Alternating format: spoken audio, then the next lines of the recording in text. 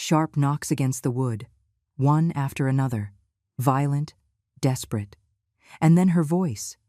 The voice I had learned to fear over 2 years of hell. "Open this damn door, you useless old woman. Open it right now, or I swear I'll kick it down." Sandra, my daughter-in-law, banging on the door of my own house as if she were a criminal trying to break in. The irony is so bitter it almost makes me laugh.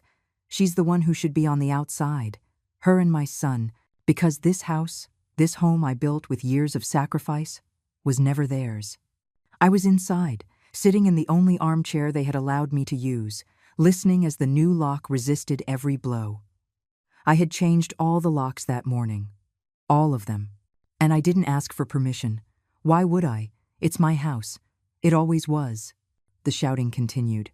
"Eleanor, I'm going to sue you. This is property theft. I'm calling the cops. Property theft. In my own house." The words were so absurd that I felt something inside me, something that had been broken for a very long time, finally break free. There was no more fear. The knot in my stomach that greeted me every morning was gone.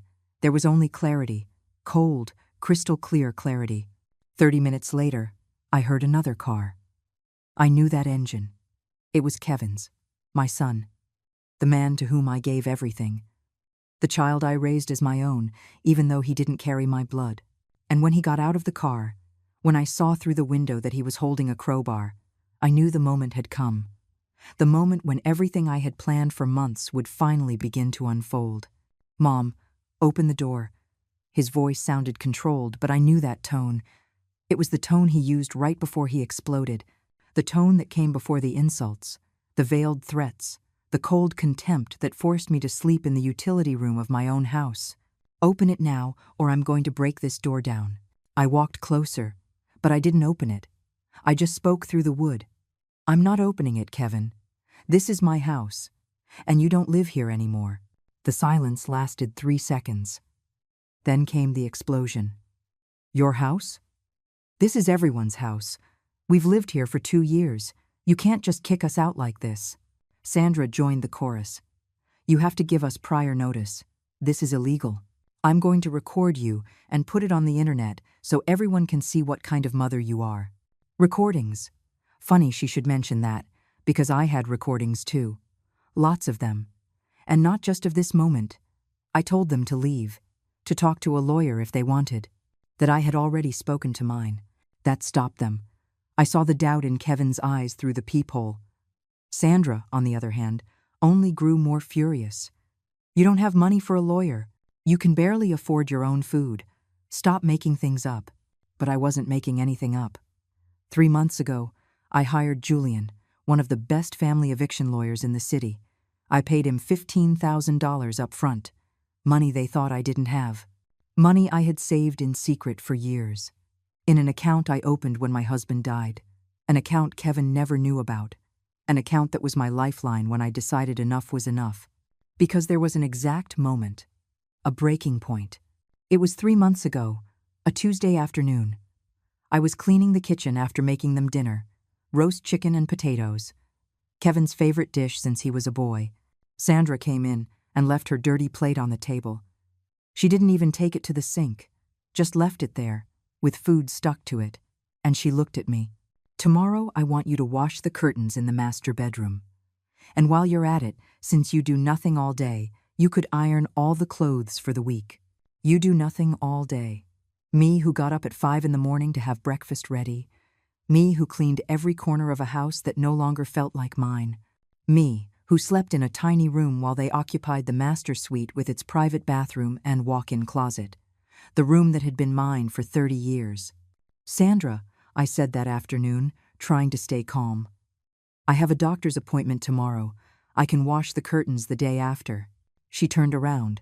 Her gaze was pure ice. "A doctor's appointment? And who's going to take you? Because we don't have time to be chauffeuring you around. If you want to go, take the bus." The bus. I'm 65 years old. I have knee problems, and the clinic was a 40-minute ride away. But that didn't matter. Nothing I needed ever mattered. Kevin came in right then. I explained the situation to him. I hoped, with a naivete that now embarrasses me, that he would step in, that he would remember all the times I took him to the doctor when he was a child, all the sleepless nights when he had a fever, all the sacrifices. But he just sighed.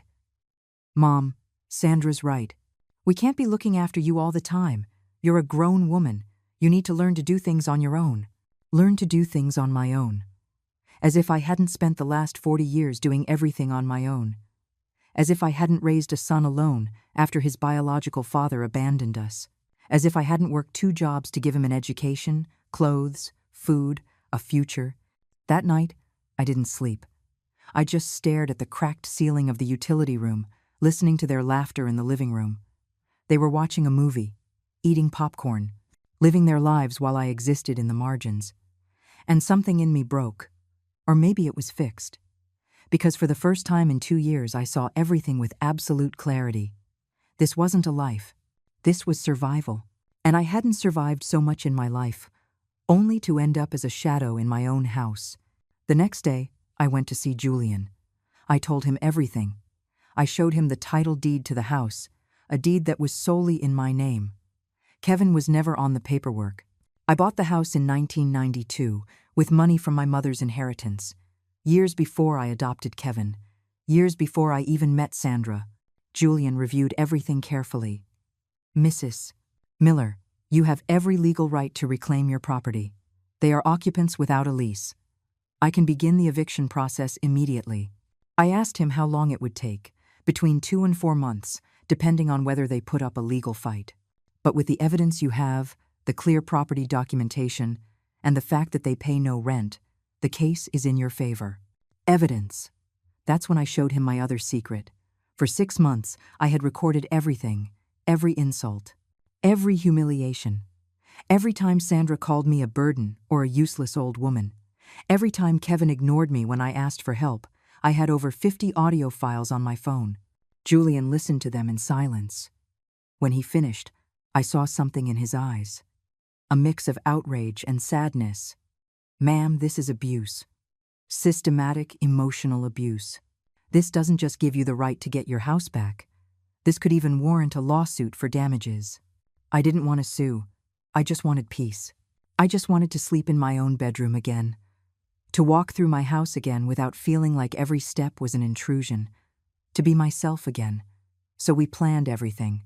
The changing of the locks, the legal notice, the next steps. And today, finally, I did it. The banging on the door continued. But now, it didn't scare me. Because for the first time in 2 years, I was in control. Kevin started hitting the door with the crowbar. The sound of metal against wood was deafening. Each impact made the frame tremble, but the lock held. I had paid extra for reinforced high-security deadbolts. The locksmith gave me a strange look when I asked for the strongest ones he had. "Having trouble with break-ins in the neighborhood, ma'am?" I wish I could have told him the truth. That the robbery had already happened. That my dignity, my peace, and my home had been stolen from me. But I just smiled and said yes, it was a precaution. Outside, Sandra was yelling at the neighbors who were peeking out their windows.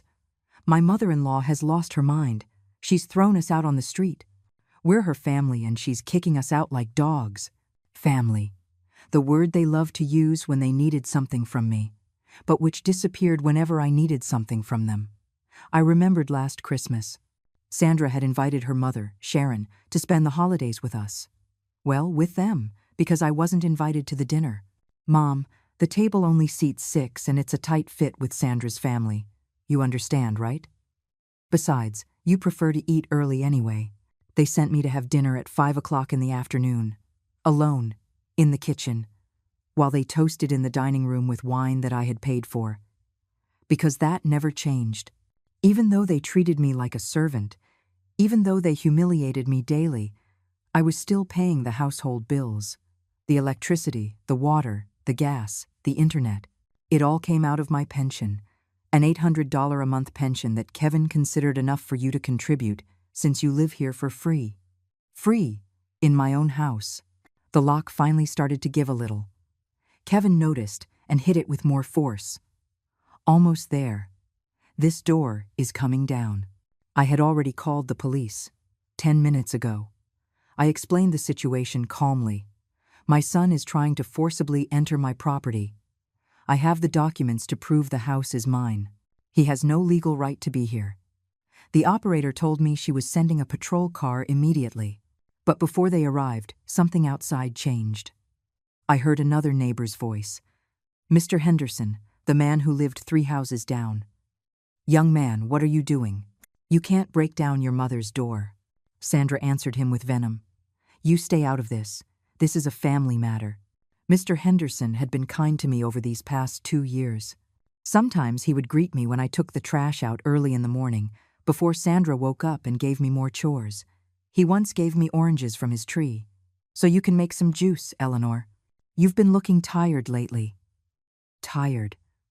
Such a small word to describe the exhaustion of living like a ghost in your own home. Mr. Henderson insisted. But you're damaging private property. I'm going to have to call the police. Kevin stopped hitting the door. We already called them. She's the one who committed a crime. She locked us out without any warning. Without any warning. As if 2 years of abuse wasn't warning enough. The sirens arrived 5 minutes later. 2 patrol cars. 4 officers. Sandra ran toward them, tears appearing out of nowhere. An impressive talent. She could cry on cue in 3 seconds. Officers, thank God. My mother-in-law threw us out on the street. We live here. This is our home. One of the officers, a man in his 40s with a weary expression, looked at Kevin holding the crowbar. Sir, put that down immediately. Kevin obeyed, but with restrained anger. Officer, my mother changed the locks without telling us. We live here. She can't just kick us out. The officer approached the door. He knocked with his knuckles. Ma'am, can you please open the door? I opened it. Slowly. The officers looked at me. A 65-year-old woman, thin, with gray hair pulled back in a simple bun. They probably saw what everyone sees. A little old lady, frail, confused perhaps. But I wasn't confused. For the first time in years, I had absolute clarity. Officers, this is my house. I can show you the documents. I went to get the folder I had prepared. The deed, utility bills in my name. Everything perfectly organized, thanks to Julian. The officer reviewed each paper carefully. Then he looked at Kevin. Do you pay rent here, sir? Kevin stammered. No. She's my mother. Sandra interrupted. It's her obligation to provide us with a roof over our heads. We're her family. She can't just throw us out. The officer sighed. He'd seen this before. You could tell. Ma'am, if the property is in your name and they do not pay rent or have a lease agreement, you have the right to ask them to leave. They can seek legal counsel, but they cannot force their way in. Sandra exploded. This is unbelievable. Call your supervisor. This can't be legal. The other officer, a younger man, stepped in. Ma'am, it's completely legal. The property owner has the right to decide who lives in her home. If you wish to dispute this, you'll have to go to court. Kevin was looking at me, and in his eyes, I saw something that broke my heart. Not remorse, not sadness, just calculation. He was thinking about his next move, about how to get back control. Mom, he said, his voice softer, I get that you're upset. But this is extreme. Where do you want us to sleep tonight? Before, I would have given in. Before, that tone would have made me doubt myself. But not anymore. Kevin, you have family, you have friends, you have resources, you'll find something. Sandra laughed. A bitter, scornful laugh. Resources? We have nowhere to go. And this is your fault. I hope you can sleep at night knowing you put your own son out on the street. The officers exchanged a look. One of them spoke to me in a low voice. Ma'am, are you sure about this? We understand it's your right, but he is your son. I looked him straight in the eye. Officer, for 2 years, I slept in the utility room while they occupied my bedroom. I got up at 5 in the morning to make them breakfast. I cleaned, I cooked, I washed their clothes, and they never once said thank you. They called me a burden. They treated me worse than an employee, because at least you pay an employee and give them a day off. The silence that followed was thick. The officer nodded slowly. I understand. I'm sorry you went through that. Sandra tried one last time. Eleanor, at least let us get our clothes. You can't keep our things. I had already thought of that. All of your clothes are packed in suitcases. You can pick them up tomorrow with a police presence if you wish. At 10 o'clock in the morning, Kevin took a step forward. Mom, please, let's talk about this like adults. I know we've had our differences, but we're family. We can work this out. Differences. He called 2 years of systematic abuse differences. The conversation ended a long time ago, Kevin. Tomorrow at 10, with an officer present, you can pick up your belongings. The officers escorted Sandra and Kevin to their car. She was still screaming. You're going to regret this. I'm going to tell everyone about this. The whole world will know what kind of mother you are. Let her tell them. Let her scream. Because I was going to tell my version too, and I had proof. 53 recordings, text messages, testimonies from neighbors like Mr. Henderson who had seen how they treated me. I closed the door when they left. The silence of the house enveloped me. A different kind of silence. Not the tense silence of tiptoeing around so as not to bother them. Not the silence of hiding in my own home. It was the silence of peace. For the first time in 730 days, I was alone in my house, and it was glorious. I sat down on the living room sofa, the sofa I hadn't dared to sit on in months because Sandra said it was her space. I poured myself a cup of tea. I turned on the television to whatever channel I wanted, not the one they chose. And then the tears came. I cried like I hadn't cried in years. Tears of release. Tears for all the lost time. For all the dignity I had let them take from me. At 11 o'clock that night, my phone rang. It was Kevin. I didn't answer. He called again. 4 times. On the 5th try, I picked up. What do you want? My voice sounded colder than I expected. Mom, we're at a hotel. Do you know how much this costs? $120 a night. We can't afford this for long. $120. I lived on $800 a month and paid for all the household bills. But he couldn't afford a hotel for a few days. Then find something cheaper, or stay with Sandra's family. Silence.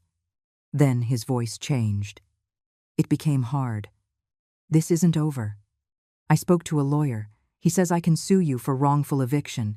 I smiled. He couldn't see me. But I smiled. Kevin, I spoke to a lawyer too, 3 months ago, and he says I have every right on my side. So if you want to go to court, go ahead. I have documents. I have proof. I have everything I need. He hung up. He didn't call back. But he did send messages. Dozens of them. Some pleading. Mom, I know things haven't been easy, but I don't deserve this. I'm your son. Others threatening. You're going to end up all alone. No one is going to want to help you when you're old and need something.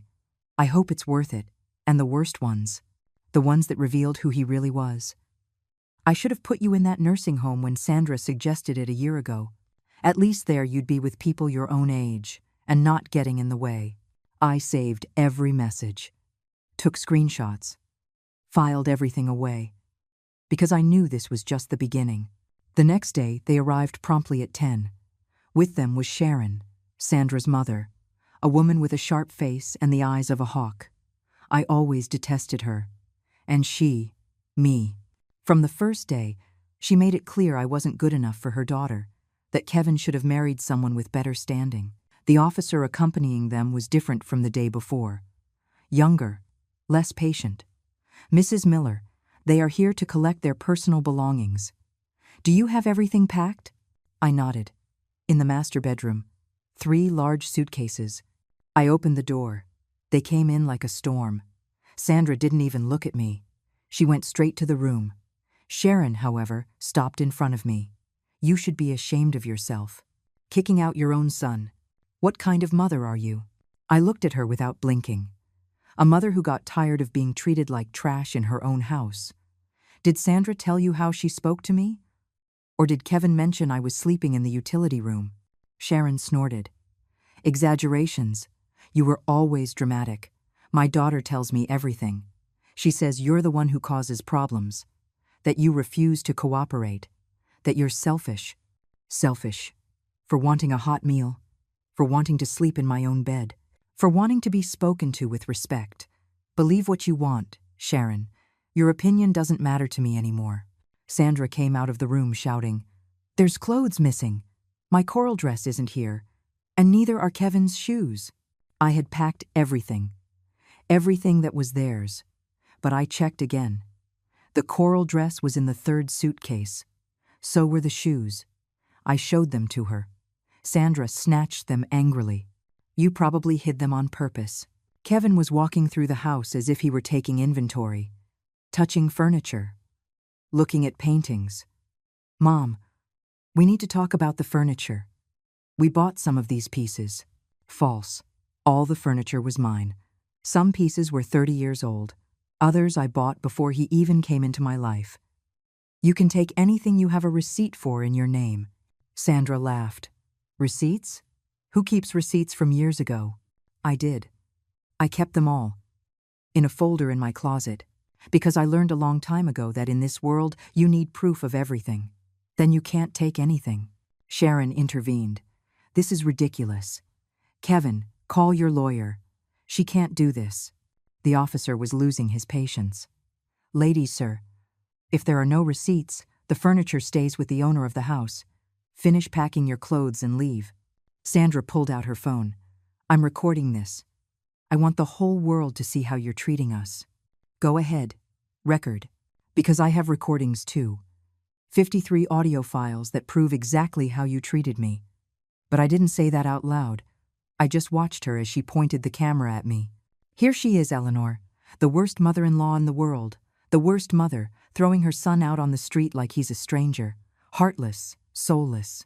She was speaking to her phone, to her social media followers, because Sandra was one of those people. She lived for social media, for the likes, for the validation of strangers. She had almost 10,000 followers. She posted photos of her perfect life, her perfect marriage, her perfect family, but she never included me in those photos. I was the dirty secret, the inconvenient mother-in-law who lived in the back room. They finished packing, 3 suitcases, 2 boxes. It was very little, much less than they had hoped to take. Sandra tried to go into the kitchen. "I'm taking the blender. My mother gave it to me." A lie. "I bought that blender 5 years ago, on sale, $40. I remember it perfectly." "You're not taking anything from the kitchen." Sandra turned to the officer. See what she's like? She's a tyrant." The officer sighed. "Ma'am, if you can't prove the item is yours, you can't take it. Now, please, exit the property." I watched them carry the suitcases to the car. Sharon gave me one last look of pure hatred. "You're going to die alone, Eleanor. Alone and full of regret." I closed the door before she could finish speaking. The officer stayed for a moment. "Ma'am, are you going to be okay? Sometimes these situations can get complicated." I nodded. "I'll be fine, officer. Thank you for your help." When he left, I walked through my house again. Every step felt different, as if I were rediscovering spaces I had forgotten were mine. I went into the master bedroom, my bedroom. The bed was unmade. There was clothing thrown on the floor, open perfume bottles on the dresser. They lived here as if they owned the place, as if I didn't exist. I started to clean. I changed the sheets for a new set I had kept in storage. I opened the windows wide, letting the fresh air in, letting it carry away their scent, the heavy energy that had soaked into every corner. I wiped down every surface. I reorganized the closet. I took my clothes out of the utility room and hung them where they belonged. In my closet, in my room. That afternoon I called Julian. "They're gone. They made a scene, but they're gone." Julian sounded pleased. "Perfect, Eleanor. Now comes the legal part. They're going to try something. Prepare yourself mentally for what's next." He was right. At 6 o'clock that evening, I received an email. It was from a lawyer, representing Kevin and Sandra. The tone was aggressive, threatening. It demanded that I allow them back into the house immediately. It threatened a lawsuit for wrongful and abusive eviction and familial abandonment. It spoke of emotional distress, of cruelty, of rights they supposedly had. I forwarded the email to Julian without even replying. He responded in 10 minutes. "Don't worry about a thing. This is just legal theatrics. Cheap intimidation. They have absolutely no case. I will respond directly. You do nothing. I felt relieved. Having Julian on my side was like having a shield. That evening, I made dinner. Just for me. Something I liked. Pasta with homemade marinara sauce. Simple. Delicious. I ate in the dining room, at the big table, not at the little kitchen table where they had relegated me. I put on music. Songs I hadn't heard in 2 years because Sandra found them loud and old-fashioned. I poured myself a glass of wine. Just one. To celebrate. To toast to myself. For having found the courage I thought I had lost. When night came, I took a long bath in the tub. With bath salts. With candles. Things I had stored away and never used because Sandra monopolized the bathroom, and I barely had 5 minutes for a quick shower in the mornings. I lay down in my bed. The sheets smelled clean. New. Like freedom. And even though my mind was still on high alert, even though a part of me expected to hear knocking on the door, I managed to rest. Truly rest. For the first time in years, the next day, everything changed.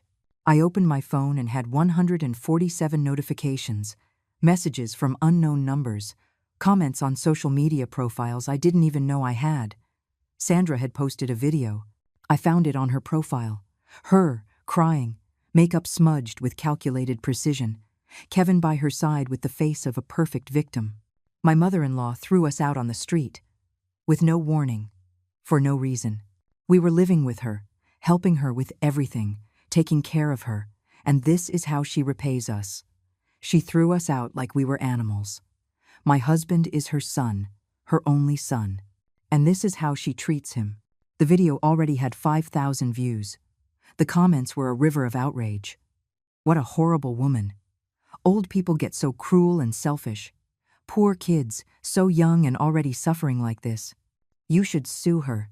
But there were other comments too. Fewer. But they were there. Why did she kick you out? There has to be a reason.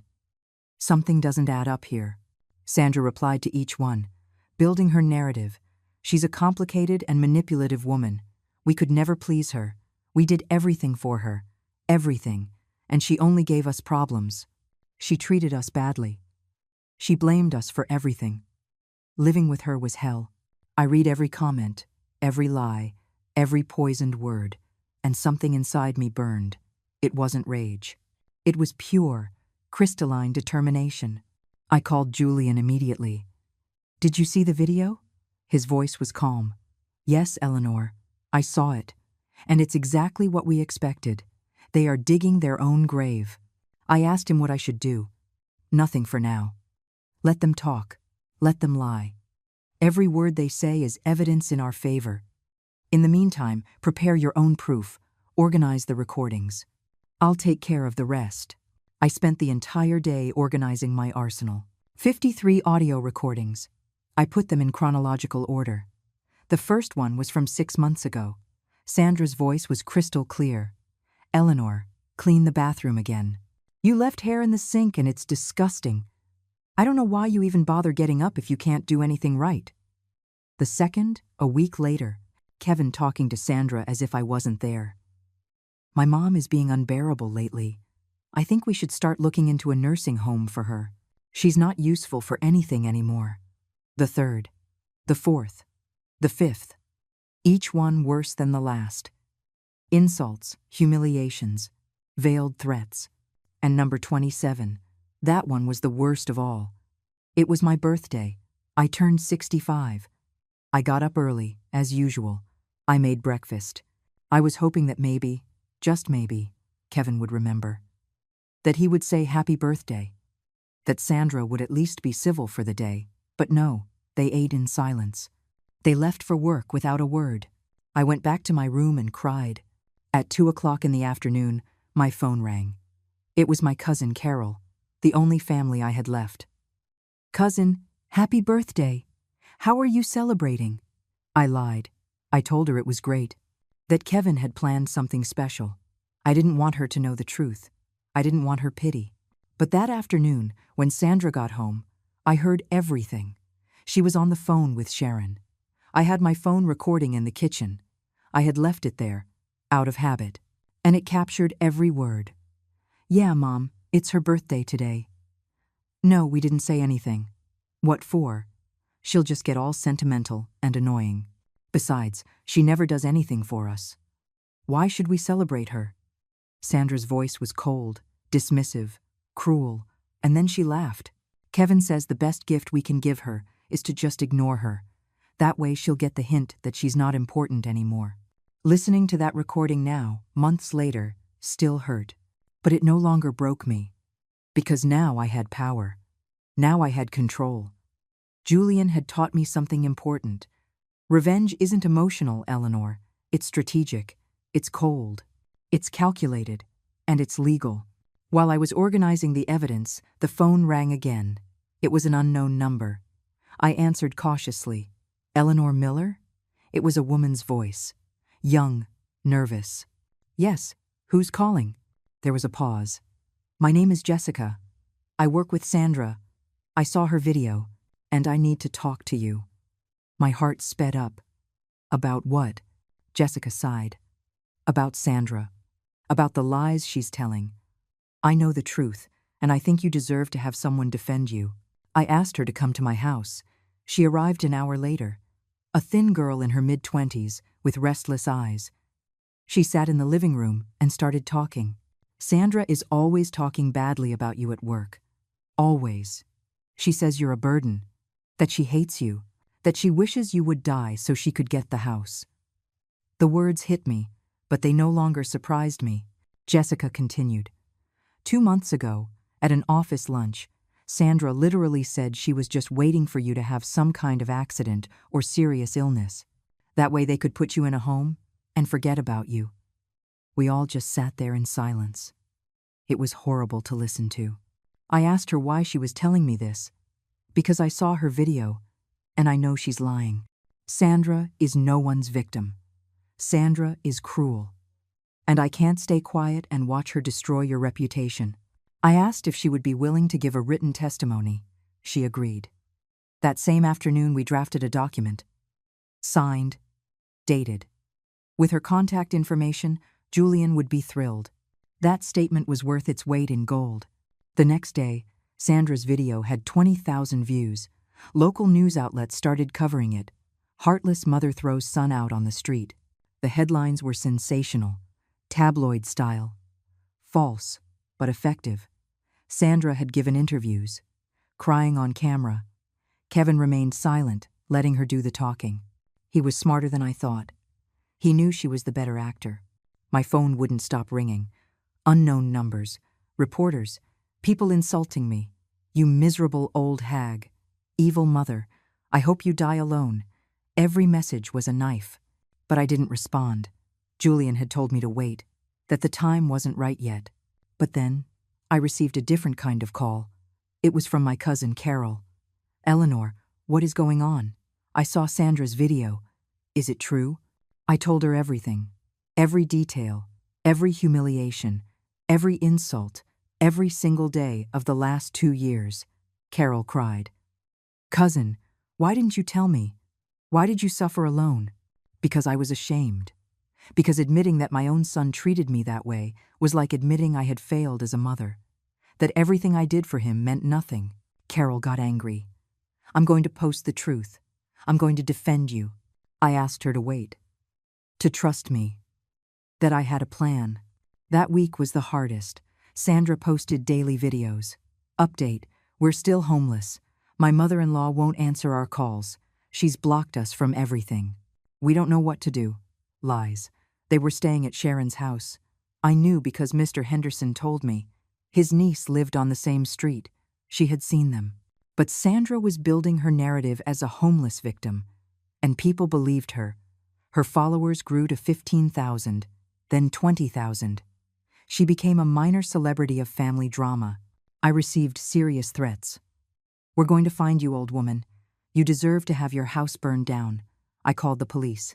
They filed a report. They increased patrols on my street. Mr. Henderson offered to keep an eye out. "Don't you worry, Eleanor. I'll watch out for you." Good people still existed. In the midst of all the hate, there was still kindness. Julian finally called me. "It's time, Eleanor. We've given them enough rope. Now we're going to use it to hang them." Metaphorically, of course. He explained the plan. I would create my own video, but not an emotional one. No crying, calm, composed, with facts, with proof, with documents. You are going to destroy their narrative with the truth, and the truth always wins. I spent 2 days preparing. I wrote a script. I practiced it. Julian reviewed it. Perfect, concise, devastating. I sat in front of my phone. I pressed record, and I began to speak. "My name is Eleanor Miller. I am 65 years old, and this is my side of the story." My voice was firm, clear. No tears, no drama, just the cold, hard truth. The house I supposedly kicked my son out of is my property, purchased by me in 1992. Here is the deed. I showed the document to the camera. Kevin never paid rent. He never contributed to the bills. I paid for everything with my $800 a month pension. I showed the receipts, months of receipts, all in my name. For 2 years, I lived in the utility room of my own house. While they occupied the master bedroom, I got up at 5 in the morning to make them breakfast. I cleaned, I cooked, I washed their clothes. And I never received a thank you, only insults. I paused. I let the words sink in. Sandra called me a burden, a useless old woman. She told me I was good for nothing, that I should go to a nursing home. And my son, Kevin, never defended me. Never. On the contrary, he participated in the humiliation. I held my phone up to the camera. I have 53 audio recordings. They document every insult, every threat, every moment of emotional abuse. And now I'm going to play a few for you so you can hear the truth. I played the first recording. Sandra's voice was unmistakable. "Eleanor, you're such a burden. I don't know why Kevin doesn't just send you to a home already. At least there you'd be with other old people like you." The audio lasted 20 seconds. It was enough. I played the second one. Kevin's voice this time. "Mom, you're overreacting as usual. Nobody is treating you badly. The problem is you're too sensitive. You're too old for these theatrics." I played 5 more recordings, each one more devastating than the last. And then I showed the text messages, the screenshots where Kevin threatened me, where Sandra insulted me, all dated, all real, all verifiable. This is the truth that Sandra doesn't want you to know. She is not the victim. I was, for 2 years. And when I finally found the courage to take back my home, my dignity, my life, they decided to destroy my reputation. My voice remained steady.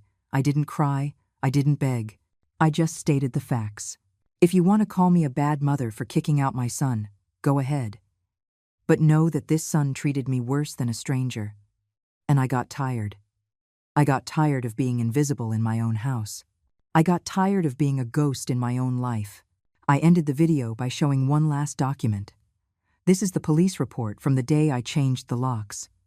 The officers confirmed that the house is mine, that I have every legal right to decide who lives here. Sandra and Kevin can lie all they want, but the facts don't lie. I uploaded the video at 8 o'clock in the evening. In 30 minutes, it had 1,000 views. In an hour, 10,000. At 2 hours, 50,000. The comments started to shift.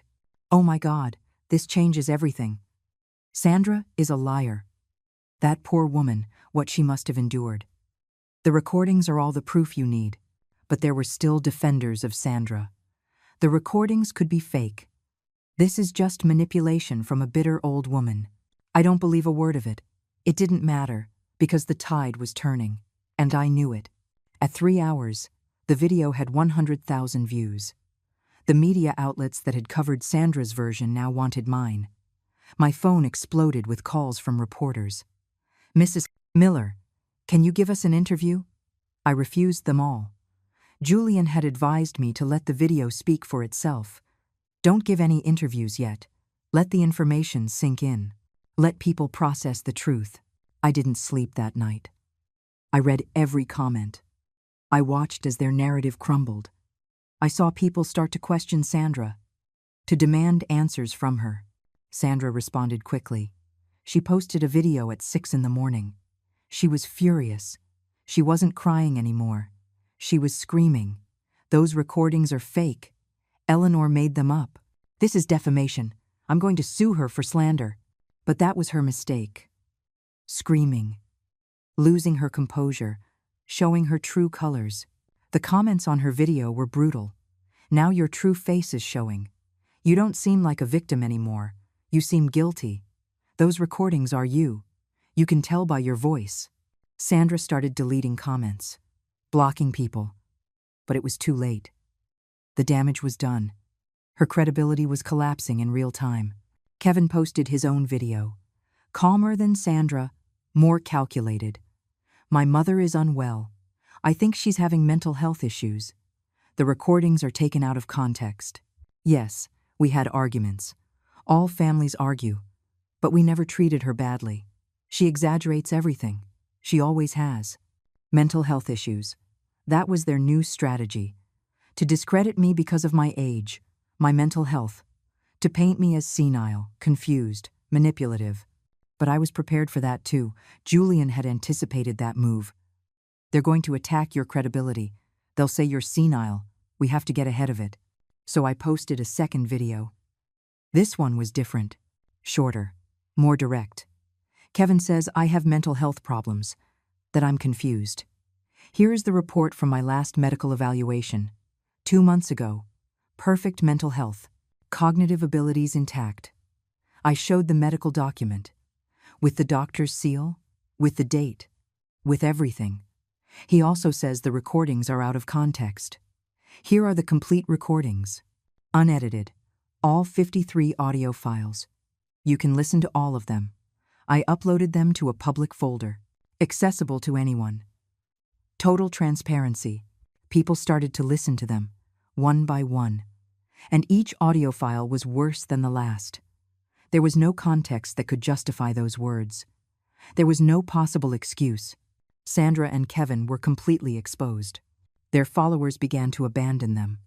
From 20,000, they dropped to 15,000. Then to 10,000. People don't forgive lies. They don't forgive manipulation. But they didn't give up. Sandra did a live stream. I'm going to answer all your questions. I'm going to clear everything up. Because Eleanor is lying and destroying our lives. The stream started. 2,000 people watching. I was watching, too. The questions came quickly. Why does your voice in the recording sound exactly like you? Sandra stammered. It could be edited. There's software for that. A lie, and people knew it. Is it true you were living in her house for free? Sandra turned red. It wasn't for free. We helped with things. With groceries. With expenses. Another lie. I had the receipts to prove I paid for everything. Someone asked the obvious question. Why don't you show proof that you helped financially? Sandra started to get angry. We don't have to prove anything to anyone. You don't know what we lived through. But people wanted proof. Receipts, bank transfers, something. And Sandra had nothing. Because they never paid for anything. The livestream became chaotic. The comments were cruel. Liar. Abuser. Manipulator. Sandra started to cry. But they weren't convincing tears anymore. They were tears of rage, of frustration, of someone who knows they've lost. Kevin joined the stream. He tried to calm the waters. People don't understand. My mother has always been complicated. Ever since I was a kid, I could never please her. I did everything for her, and it was never enough. But someone asked a question that destroyed them. If your mother was so terrible, why did you live with her for 2 years? Why didn't you leave sooner? Silence. Kevin had no answer. Because the answer was obvious. They stayed because it was convenient, because they lived for free, because I was useful as their maid. Sandra abruptly ended the live stream. But the damage was done. That broadcast was their social death sentence. Clips from the stream went viral. Sandra and Kevin exposed live. The abusive daughter-in-law's lie crumbles. The media now wanted my side of the story more than ever. I agreed to one interview, only one, with the most reputable local news channel. The journalist, Mark, came to my house. He was professional, respectful. "Mrs. Miller, thank you for having me. I know this must have been difficult." The interview lasted 40 minutes. I told him everything, calmly, with details, with proof. Mark reviewed every document. He listened to the recordings.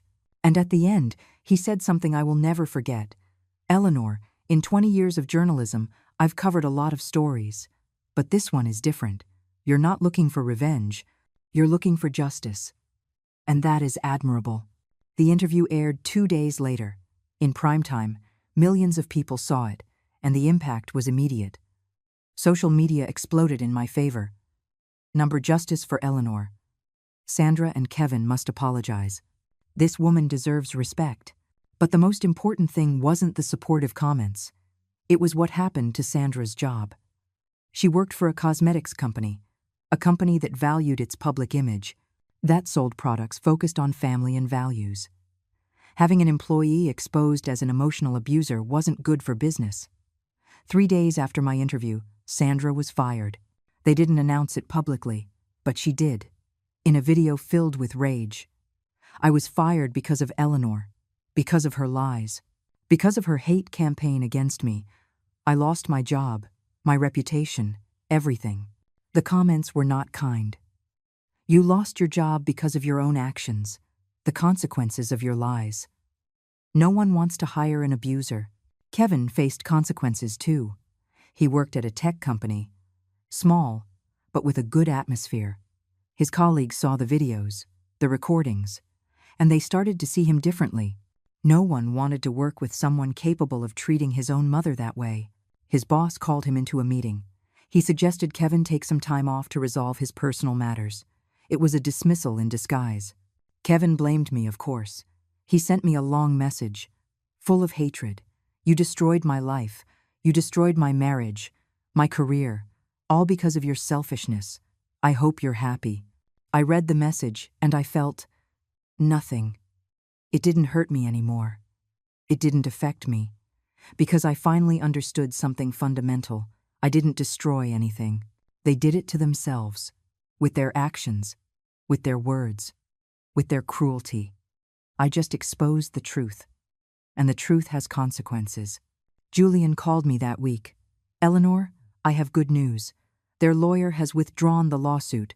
They have no case. They know it, and they don't want to expose themselves further in court." I felt an immense sense of relief. "So it's over."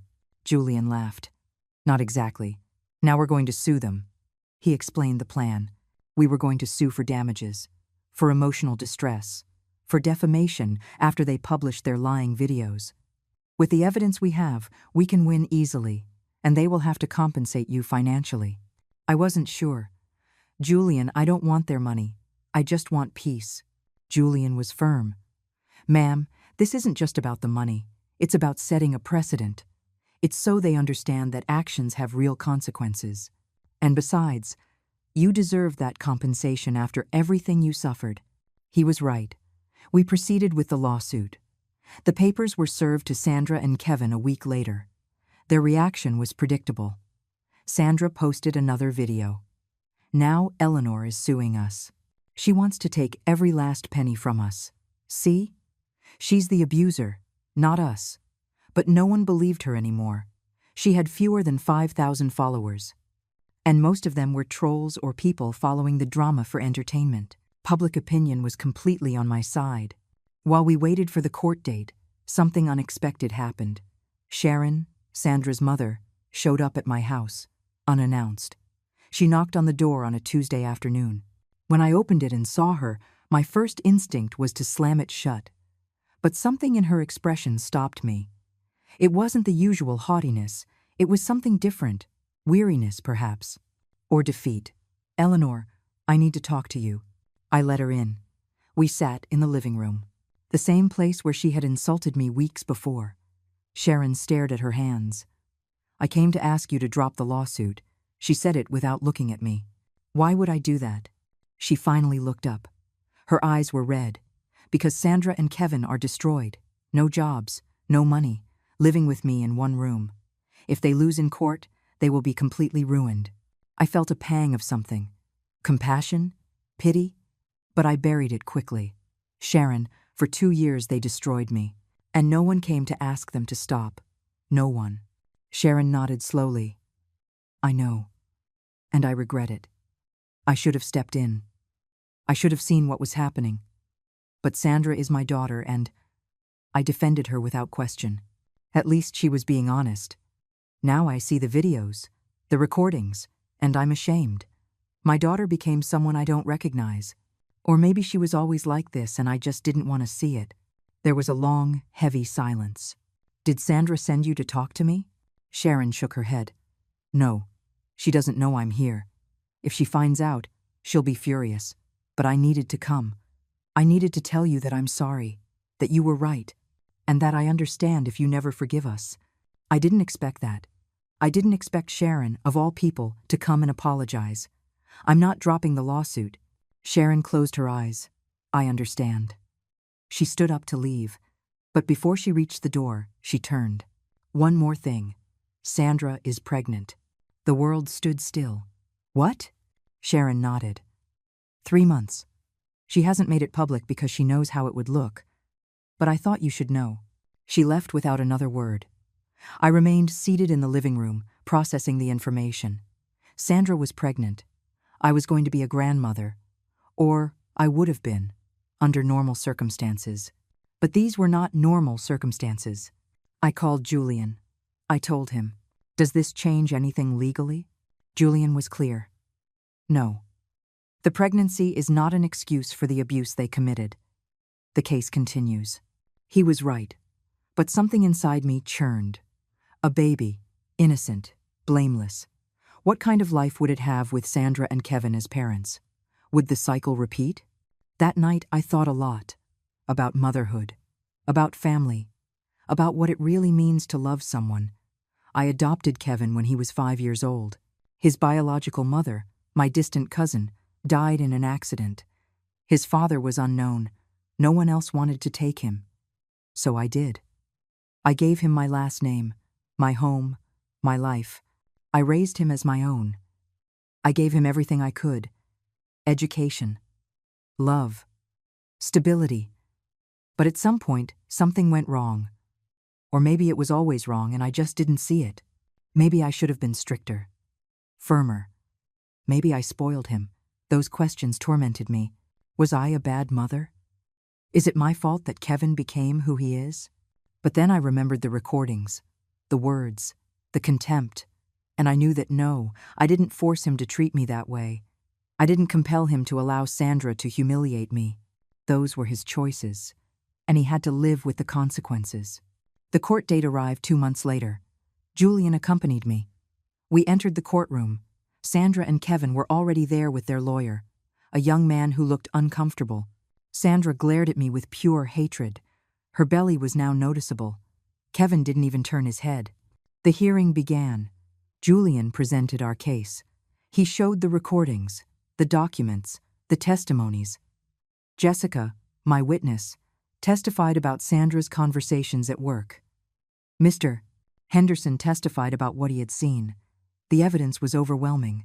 Their lawyer tried to argue that the recordings violated their privacy, that I had obtained them illegally. Julian dismantled that in seconds.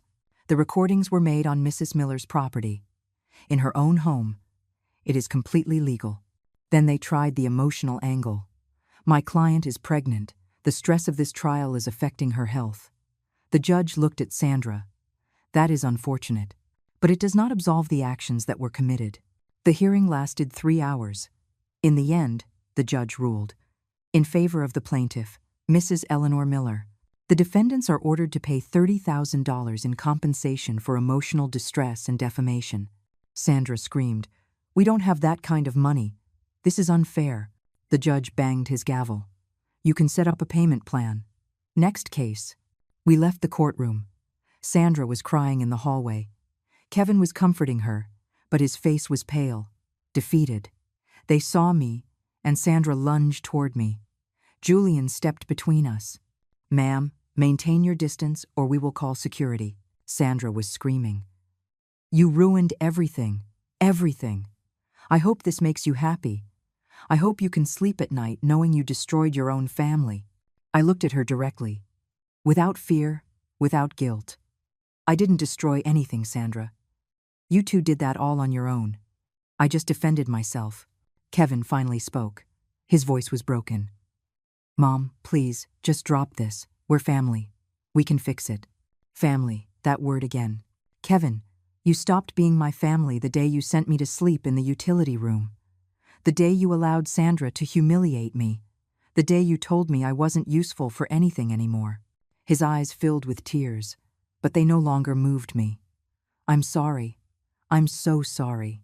I made mistakes. But we can start over. I shook my head. No, we can't. Because this wasn't a mistake. It was 2 years of conscious decisions, of deliberate cruelty, and now you have to live with the consequences. We left.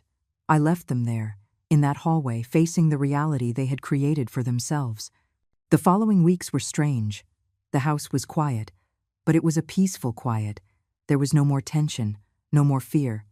I started to live again. I went out with Carol. I bought flowers to decorate the living room. Simple things I had forgotten how to do. One day, while organizing the closet, I found an old box, photos of Kevin as a child, his first day of school, his graduation, Christmases, birthdays, happy moments that now seemed like they belonged to another life, to another person. I cried looking at those photos. Not for him, for me, for the mother I had been, for the years I gave, for the love I offered that was never enough. But I also felt something else. Relief. Because I was finally free. Free from expectations. Free from guilt. Free from continuing to give to someone who only knew how to take. I closed the box. I put it in the back of the closet. I didn't throw it away. But I didn't need to see it either. It was part of my past, and I was building a different future. Julian called me a month after the trial. Eleanor, they've started to pay. $500 a month. It'll take them 5 years to pay it off, but at least they're complying. $500. It was ironic.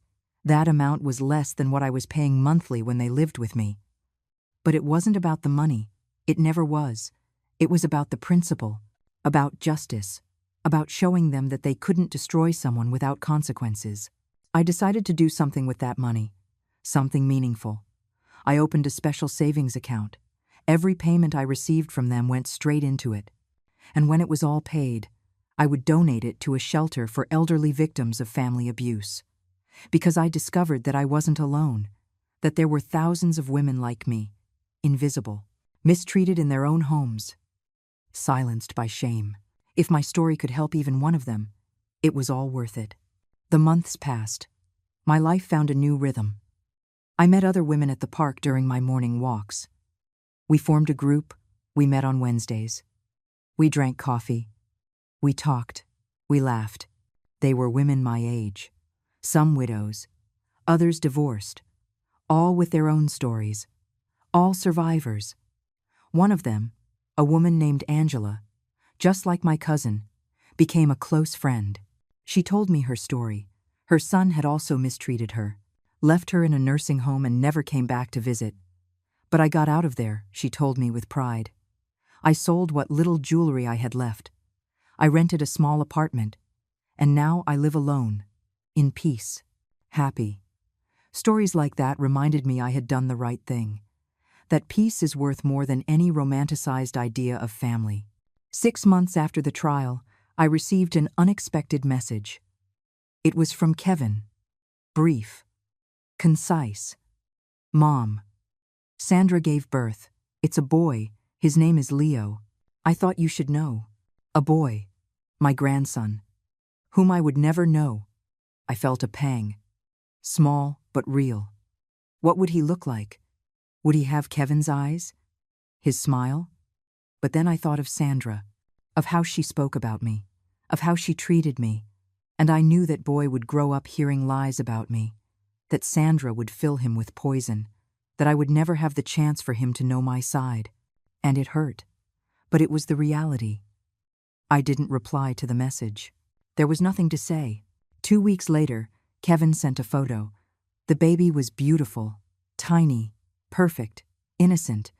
I looked at that photo for a long time, and finally, I wrote back, "Congratulations. I hope you will be good parents. Better than you were to me." It was the only thing I could say. Kevin didn't reply. The months passed. The first year, then the second. Life went on. I sold the house. Too many bitter memories, too many shadows in every corner. I bought a smaller condo, modern, bright, in a secure building, with kind neighbors, overlooking a park. It was perfect, exactly what I needed. With the money left over from the sale, I took a trip, something I had always wanted to do, but never could. I went to Spain, the country of my grandparents. I visited small villages. I ate delicious food. I walked through ancient streets. I met people. I talked. I laughed. I lived. And for the first time in decades, I felt whole, not as a mother, not as a grandmother, just as Eleanor, as a woman, as a human being with her own worth. When I returned, I resumed my routine, my walks, my friends, my support group. I started giving talks, at community centers, in senior groups.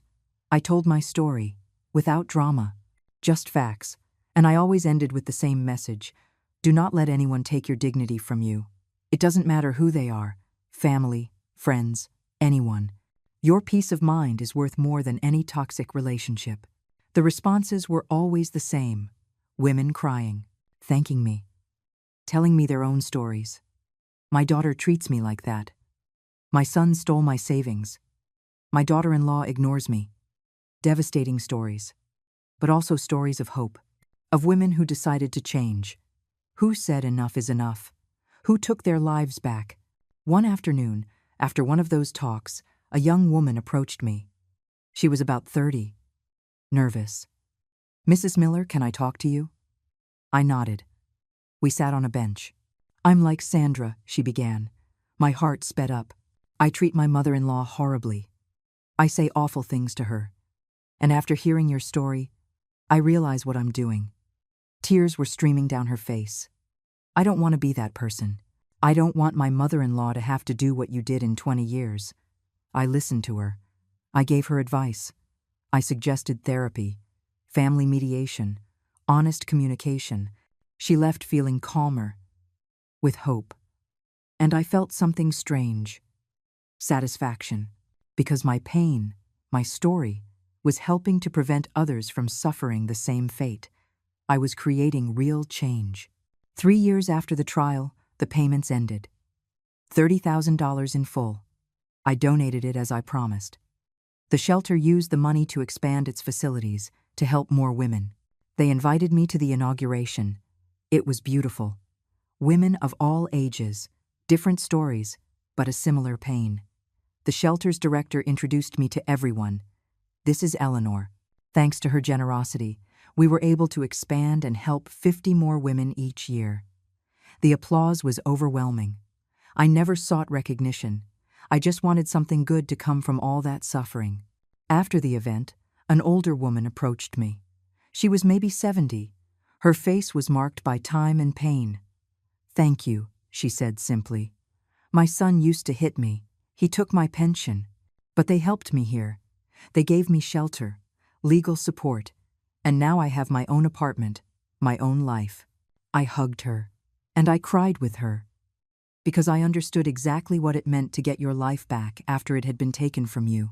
That day confirmed something I already knew. I had made the right decision. Every step, every action. It had all been worth it. 4 years after changing those locks, my life was completely different, unrecognizable. I had peace, I had purpose, I had true friends, I had self-respect. One afternoon in April, as I was drinking coffee on my balcony, the doorbell rang. I wasn't expecting anyone. When I opened the door, I almost collapsed. It was Kevin. He had aged.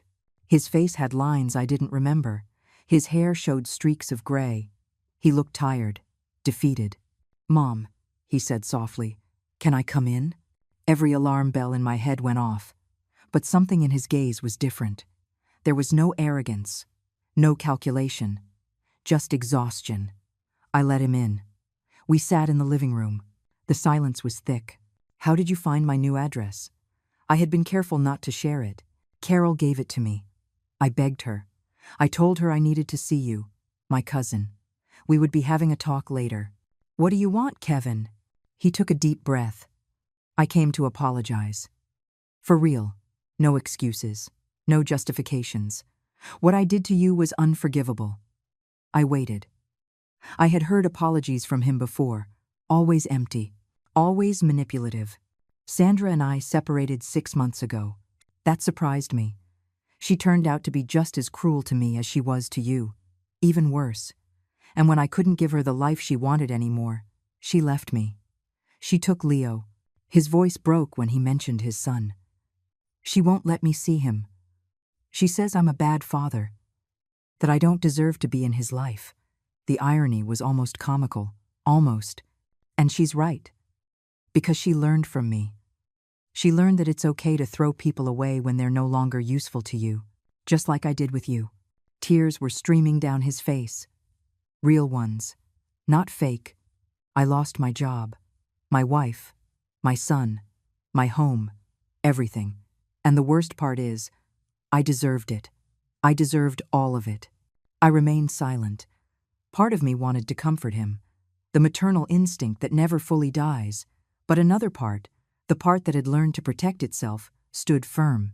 Why are you coming to tell me this now? Kevin looked at me directly. Because I spent 4 years blaming you, telling myself it was all your fault, that you had been cruel, unfair. But when Sandra did to me exactly what I had done to you, I finally understood.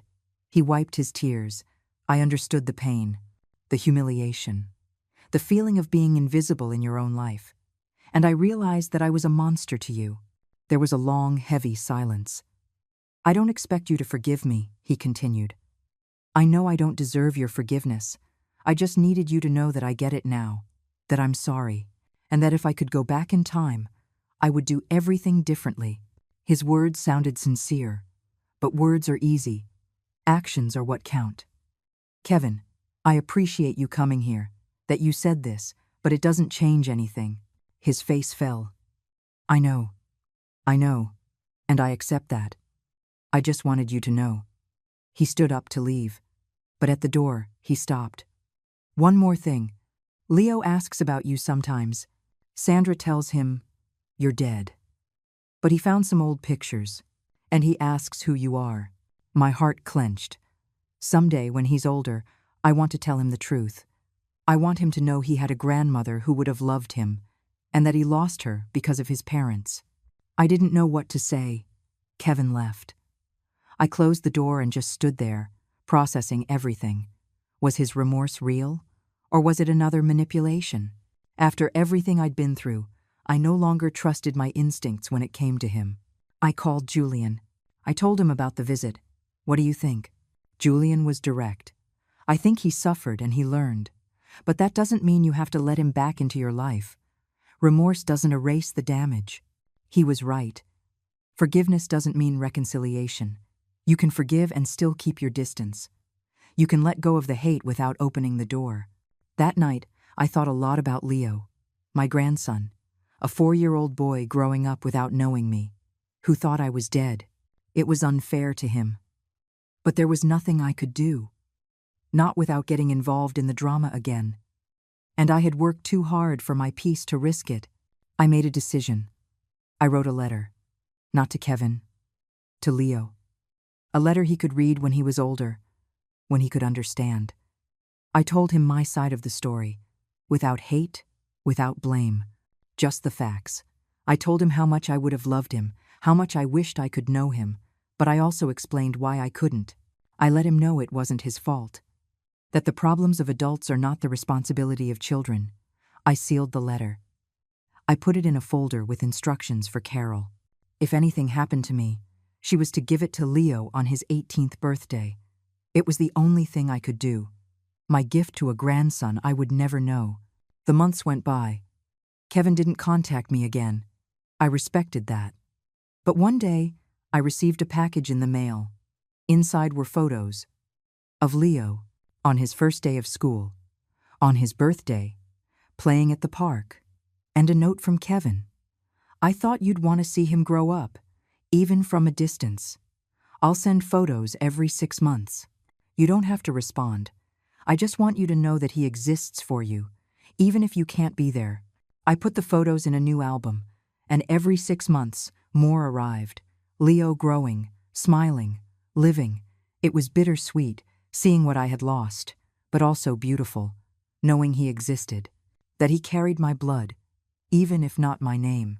5 years after that first day I changed the locks, my life had found its balance, a deep peace. It wasn't the life I had imagined. I didn't have the family I had dreamed of. But I had something better. I had dignity, freedom, self-respect. My talks at community centers grew. I was asked to write a book. Your story needs to be told, they said. At first, I resisted. Who would want to read about an old woman kicking out her son? But then I understood. It wasn't about kicking anyone out. It was about reclaiming yourself. About finding courage when you thought you had none left. About choosing your own peace over the approval of others. I wrote the book. It took me a year. Julian helped with the legal aspects. Carol helped with the editing. It was published in a small run. I didn't expect much. But something strange happened. It went viral. Not on an international bestseller level, but within the senior community. It was a phenomenon. Women wrote to me. Men, too. Thank you for telling your story. You gave me the courage to get out of my situation. You saved my life. Messages like that. Hundreds. Thousands. And I understood that my pain had served a purpose greater than myself. It had created a movement. Small, but powerful. Of older people who refused to be invisible. Who reclaimed their dignity. Who said, enough. I did interviews. I appeared on shows. Always with the same message. Family is not an excuse for abuse. Love does not mean tolerating everything. And it is never too late to start over. Today, I am 70 years old. 5 years have passed since I changed those locks. 5 years since I took back my life. My condo is my sanctuary. Small but cozy. Full of plants. Of light. Of peace. The mornings are mine. I have a quiet breakfast. I read. I listen to music. I go for walks when I want. I see my friends when I want. I live on my own terms. No longer according to the demands of others. The book had a second printing, then a third. The royalties gave me a financial stability I never had. I was able to travel more. I saw Italy, France, Portugal. Places that had only existed in magazines. Now they existed in my memories, in my photos, in my lived experience. I expanded my work with the shelter. I'm on the board of directors now. We help hundreds of women every year. We give them legal tools, emotional support, practical resources, and above all, we give them hope, the hope that they are not alone, that they can get out, that there is life after abuse. Some of those women have become close friends. We formed a community. We support each other. We celebrate birthdays together. Christmas, New Year's. We created our own family, a chosen one, based on mutual respect, on genuine affection, on reciprocity. Last month, I received an unexpected message. It was from Sandra. After 5 years of total silence, Eleanor, I know I have no right to ask you for anything, but I need to talk to you. It's about Leo. My first instinct was to ignore it, to block her. But the mention of Leo stopped me. I agreed to a phone call, just that. Sandra sounded different. Her voice had lost that cruel edge. She sounded tired, humble even. Thank you for taking my call. I know I don't deserve it. I waited in silence. Leo is 8 years old now. He's a bright, sensitive boy. And he asks questions. Questions about family, about grandparents, about his roots. Sandra paused. I lied to him for years. I told him he didn't have any grandmothers, that they had both died. But he found the book, your book, and he saw your picture. My breath caught in my throat. He asked if you were his grandmother, and I couldn't lie anymore. I told him the truth, part of it at least. Sandra started to cry softly. He asked me why he didn't know you, why you weren't in his life. And I didn't know what to tell him without admitting it was my fault. I asked her what, exactly, she wanted. I don't know if it's fair to ask you this, but Leo wants to meet you. He read parts of the book, the age-appropriate parts, and he says he wants to meet the brave grandma, brave grandma. Those words broke my heart. Sandra, what you did to me, what Kevin allowed, was devastating. I don't know if I can open that door. Sandra sobbed. I understand. Completely. And if you say no, I will respect that. But Eleanor, I've changed. Therapy helped me see how monstrous I was. I don't expect your forgiveness. I'm just asking you to consider meeting Leo. He's innocent in all of this. She was right. Leo was innocent. I told her I would think about it. We hung up. For days, I did nothing but think. Should I risk my peace to meet my grandson? What if it was a trap? What if Sandra hadn't really changed? I talked to Julian, to Carol, to my friends from the shelter. They all told me the same thing. Do what your heart tells you, but protect yourself first. I made a decision. I would meet Leo, but on my terms, in a neutral territory, with clear boundaries. I called Sandra. I agree to meet Leo. Once. At the Central Park. This Saturday at 3 o'clock in the afternoon. You will be present, but at a distance. And if at any point I feel uncomfortable, I will leave. No explanations. Sandra agreed to everything. Saturday arrived. My nerves were shredded. I got to the park 15 minutes early. I sat on a bench near the fountain. At 3 o'clock sharp, I saw them. Sandra was walking, holding a little boy's hand. Leo. Dark hair, curious eyes. When he saw me, he stopped. Sandra said something to him. He nodded, and he walked toward me, alone. My heart was beating so hard I thought he could hear it. You're Eleanor.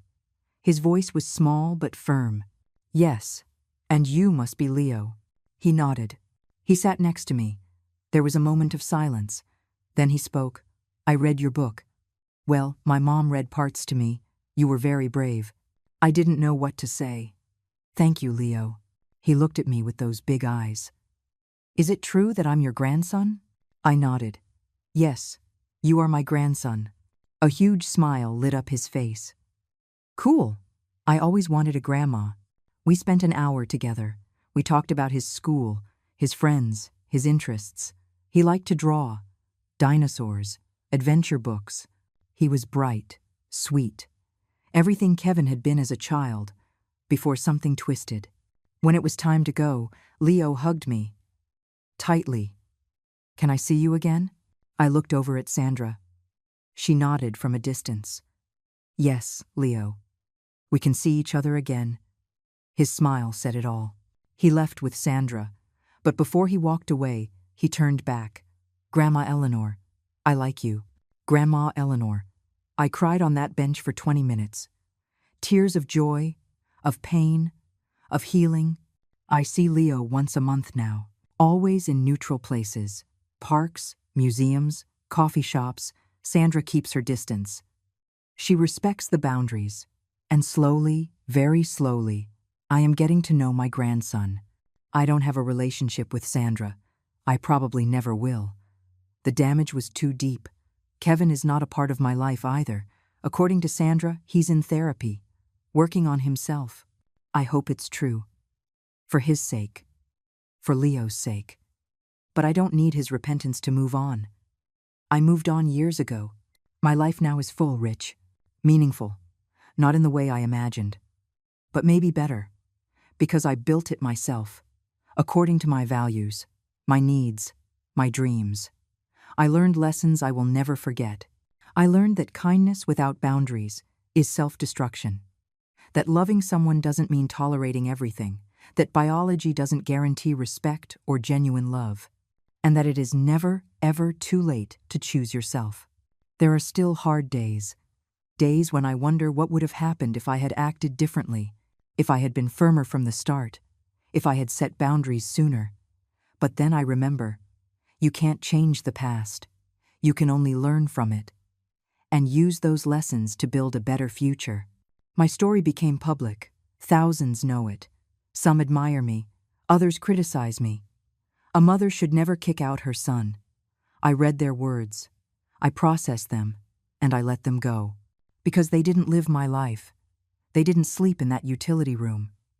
They didn't hear those daily insults. They didn't feel that constant humiliation. Only I lived that. And only I had the right to decide when enough was enough. The shelter I helped expand now bears my name. The Eleanor Center for Support. It's an honor, but it's also a commitment. To keep being a voice for the voiceless. To keep fighting for those who are still trapped. Last week, I gave another talk. A woman in her 60s approached me afterward. My daughter treats me exactly like Sandra treated you, but I'm afraid of being alone. I took her hands. The loneliness you fear is less painful than the company that destroys you. And besides, when you choose yourself, you are never truly alone. She cried in my arms, and she promised she would take action. Stories like that remind me why it was worth it. Because every tear, every moment of pain, every day of uncertainty was absolutely worth it. Today, I look out the window of my condo. The sun is warm, my plants are blooming, my coffee is perfect, and I am at peace. A deep peace, earned with blood, sweat, and tears. But it's mine, completely mine. I don't regret adopting Kevin. I gave him a life he wouldn't have had. I gave him genuine love, opportunities, and education. That doesn't change just because he chose to be cruel later. My kindness was real. My love was real. The fact that he didn't know how to value it doesn't diminish its worth. I only regret not understanding sooner that kindness should never be practiced at the cost of self-destruction. That loving others begins with loving yourself. That setting boundaries isn't selfish. It's survival. This is my story. A story of loss, but also of rebirth. Of pain, but also of healing. Of being broken down, but also of rebuilding stronger. And if there is anyone reading this, anyone suffering in silence in their own home, I want you to know something. You are not alone. Your pain is valid. And you have the right to choose your peace over any family obligation. Because in the end, the only thing that truly belongs to us is our dignity. And no one, absolutely no one, has the right to take it from us. I got mine back. And you can too.